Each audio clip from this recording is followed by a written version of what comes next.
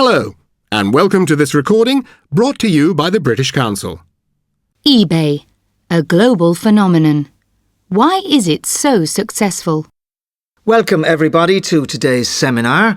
If I remember correctly, David, you'll be leading the seminar? Yes, that's right. Fine. And how about questions? Shall we keep these to the end, or would you like people to interrupt during your presentation? Thanks. If anyone has a question, just ask straight away. Fine. Let's go then. Right.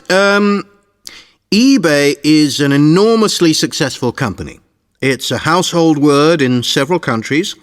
In 2005, it had a turnover of $4.55 billion, and it employed 11,600 people. It's achieved all of this in just 11 years. What's the secret of eBay's success? I think the key issue here is that eBay couldn't exist without the internet. You know, there aren't many examples of companies like this. Take Amazon, for example. If you don't feel like switching your computer on, you can always go round to the nearest bookshop. But if you want to sell your old magazines to somebody in Germany, eBay's the only way to do it. Without the net's ability to bring buyers and sellers together from different locations, there would be no eBay. So this is big point number one. Now let's move on to point two. The founders of eBay, Meg Whitman, the CEO, like all of the senior staff, already had a successful business background. She brought in an experienced management team. They had a great idea, but it had to be a great profitable idea. Around this, the importance of profitability, they built their business model. Let's move on to point three, sound business management. Did you hear of eBay during the dot-com boom years? Not a lot. They were busy building their customer base and making money. They didn't feature in stories headlining the excesses of the dot-com boom years. Actually, I'll add another point. Point four. eBay doesn't produce, sell, or ship anything itself.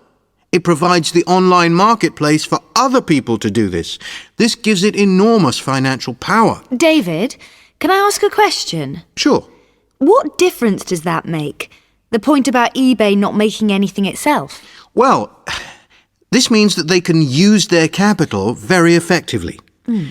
You know, their capital isn't tied up in buildings, factories, warehouses, that sort of thing.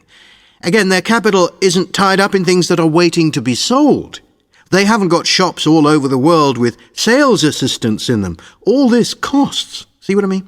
Sure, I get it now. Great. Now, the only problem they've run into... Actually, that's not true. They've had a couple of major problems. Anyway, the first problem... They arrived in a couple of key markets too late. This happened in Japan and Hong Kong, where Yahoo's online marketplace had a head start. The other problem, well, it's the sort of thing we've all heard about. Buyers receiving stolen goods, or a product different from the one they thought they'd bought, or no product at all. Sellers putting in false bids to increase the price just before an auction finishes. eBay admits this happens, but says that this sort of thing accounts for a very small percentage of all sales. OK, now I'd like to have a look at just how the company has expanded over the last 11 years. We hope you've enjoyed this recording. To find out more about the British Council and the services we offer, contact your local British Council office or go to www.britishcouncil.org. Bye for now.